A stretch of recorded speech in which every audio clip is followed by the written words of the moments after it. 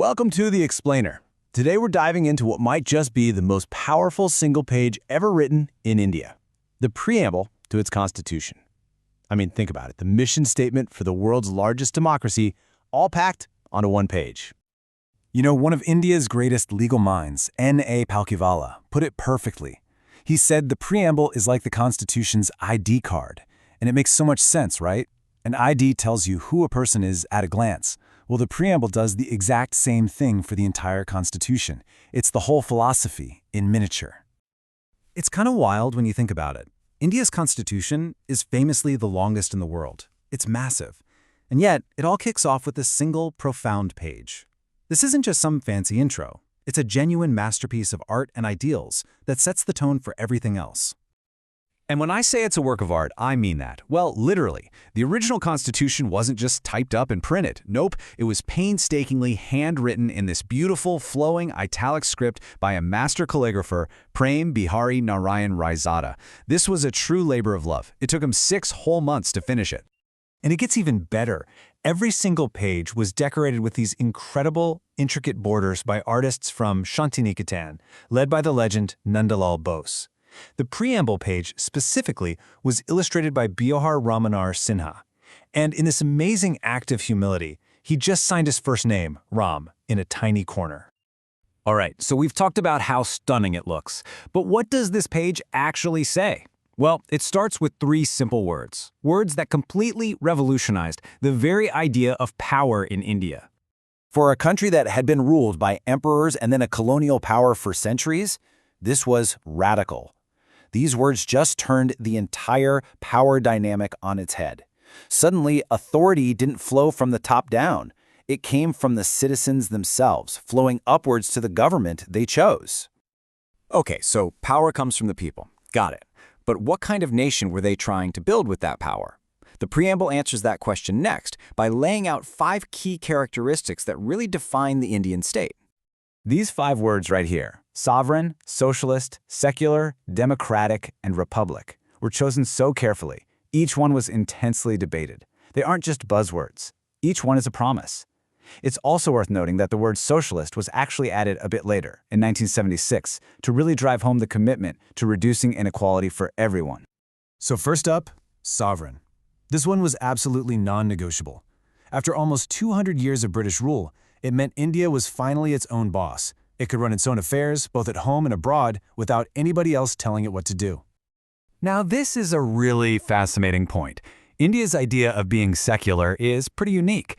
It's not like in the West, where there's this strict wall between church and state. India went for what's called positive secularism. Basically, the state doesn't keep its distance from religion. Instead, it actively gives equal respect and support to all religions. And this slide really nails the kind of democracy India chose. I mean, with a population so huge, having everyone vote on every single law would be just impossible. So India opted for an indirect or representative democracy. We, the citizens, elect people to go make those big decisions for us. And that brings us to the last piece of the puzzle, republic. This comparison makes it super clear. The UK, for example, is a democracy, but it's also a monarchy. The head of state is born into the role. India, on the other hand, is a republic. The head of state, the president, is elected. This is huge. It means the top job is open to any citizen, not just someone from the right family. Okay, so we've got where the power comes from and the kind of nation it is, but what's in it for the average person? Well, the next part of the preamble is exactly that, a profound promise made to every single citizen of India. These 4 pillars are really the heart of the Constitution. Justice is about fairness for everyone, no matter who you are. Liberty is the freedom to think, to speak, to believe. Equality means we all start from the same place with the same opportunities. And fraternity, well, that's a call for all Indians to feel like one big family. But here's a super important distinction. The preamble guarantees liberty, not a license to just do whatever you feel like. These freedoms aren't absolute. They're qualified, meaning you have to enjoy them within the limits of the law.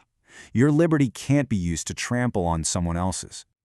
Dr. B.R. Ambedkar, the main architect of the Constitution, put this so powerfully. He said that these 3 ideals, liberty, equality, and fraternity, are totally inseparable. Without equality, liberty is just for the powerful. Without liberty, equality crushes you. And without fraternity, a sense of togetherness. You can't have either of the other two. They're a trinity. You need all three. So, for years after the Constitution was adopted, there was this huge legal debate. Was the preamble just a pretty philosophical intro? Or did it have real legal power? Was it actually, part of the Constitution? And this timeline shows just how dramatic that fight was. At first, in 1960, the Supreme Court said, nope, it's not really part of the Constitution. But then, everything changed. In the huge, landmark Keshavananda Bharati case in 1973, the court completely flipped its decision, and that ruling has been strengthened ever since. But that 1973 case did something even bigger. It established that even though Parliament could make changes to the preamble, it could never, ever destroy its core features. It couldn't touch its fundamental identity. And this gave us something called the Basic Structure Doctrine. You can think of it like a protective shield around the soul of the Constitution. It says you can change the laws, sure, but the fundamental principles from the preamble, things like democracy, secularism, the republic itself, those are permanent. They can't be altered. So what does this all mean for us today?